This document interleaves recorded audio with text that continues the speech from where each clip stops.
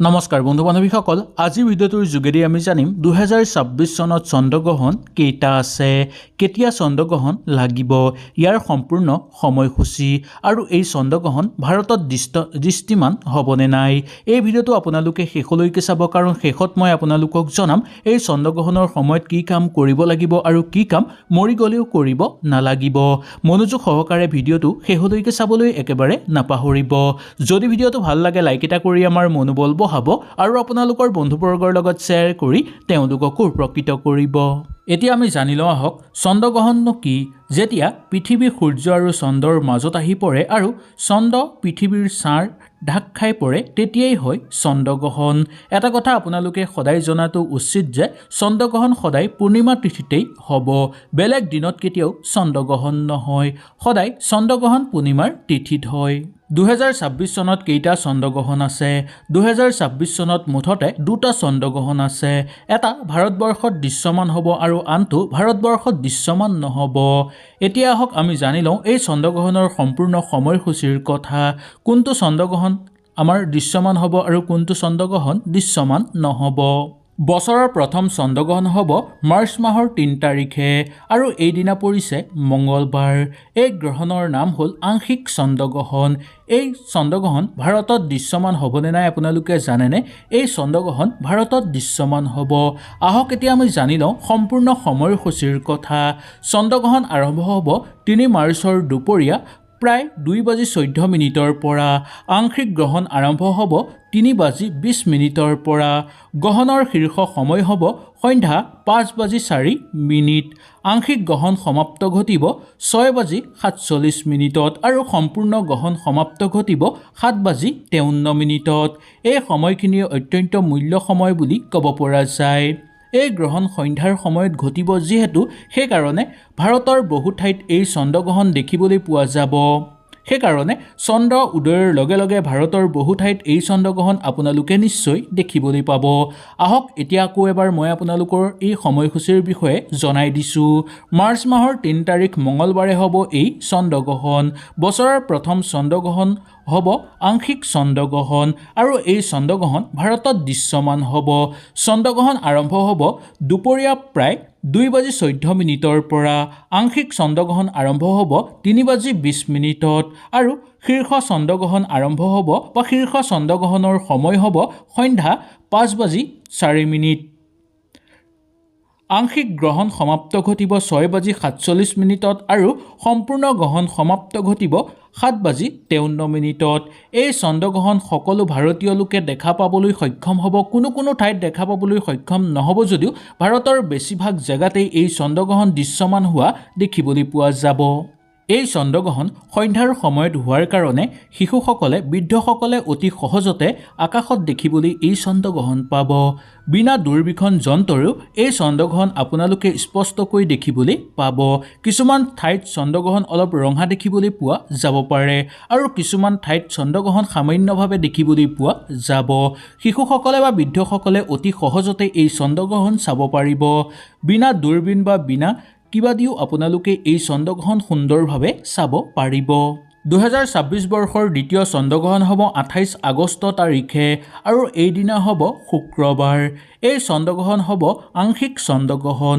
এই চন্দ্ৰগ্ৰহণ ভাৰতত দেখিবলৈ পোৱা যাবনে নাই আপোনালোকে জানেনে? এই চন্দ্ৰগ্ৰহণ কিন্তু ভাৰতত দেখিবলৈ পোৱা নাযাব। এই গ্ৰহণো ভাৰতৰ সময় অনুসৰি ধাৰ্য কৰা নহ'ব।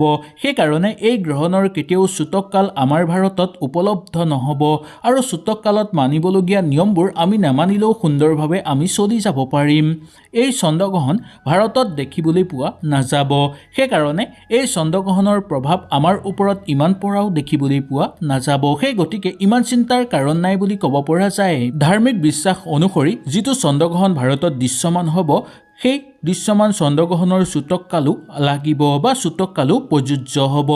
3 মাৰ্চত যিটো চন্দ্ৰগ্ৰহণ হ'বলৈ গৈ আছে, সেই চন্দ্ৰগ্ৰহণৰ সূতককাল প্ৰযোজ্য হ'ব।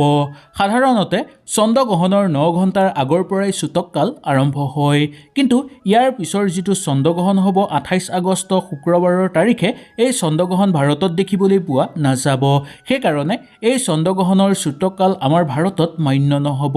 সেই গতিকে সূতককালৰ সময়ত আমি কৰিবলগীয়া কামবোৰ সেই দিনা নকৰিলেও চলি যাব বা নকৰিলেও কোনো কথা নাই কিন্তু প্ৰথম যেতিয়া চন্দ্ৰগ্ৰহণ লাগিব বা ৩ মাৰ্চৰ যোনটো চন্দ্ৰগ্ৰহণ হ'ব সেই চন্দ্ৰগ্ৰহণৰ সূতককাল আমাৰ প্ৰযোজ্য হ'ব সেইকাৰণে সূতক কালত মানিবলগীয়া কামবোৰ আমি নিশ্চয় মানি চলিব লাগিব এতিয়া আমি জানি লওঁ আহক চন্দ্ৰগ্ৰহণৰ সময়ত আমি কি কৰিব একেবাৰে নালাগে যদি এইবোৰ কাম আপোনালোকে চন্দ্ৰগ্ৰহণৰ সময়ত কৰে তেনেহলে আপোনালোকৰ ওপৰত বেয়া প্ৰভাৱ পৰিবলৈ ধৰিব আৰু লগতে জীৱনত আপোনালোকৰ অশান্তি দৰিদ্ৰতা আৰু মানসিক চাপ বৃদ্ধি পাবলৈ ধৰিব সেই গতিকে চন্দ্ৰগ্ৰহণৰ সময়ত আপোনালোকে ভুলতো নকৰিব এইকেইটা কাম চন্দ্ৰগ্ৰহণৰ সময়ত কেতিয়াও পূজা পাতল নকৰিব ভগৱানৰ নাম গুণ আপোনালোকে সুন্দৰভাৱে ল'ব পাৰিব বা ভগৱানক স্মৰণ কৰিব পাৰিব কিন্তু পূজা পাতল আপোনালোকে একেবাৰে নকৰিব মন্দিৰত প্ৰৱেশ নকৰিব বা আপোনালোকৰ গোসাঁই ঘৰ বা নামঘৰত প্ৰৱেশ নকৰিব এনে কৰাটো অত্যন্ত অশুভ বুলি মনা গৈছে শাস্ত্ৰৰ অনুসৰি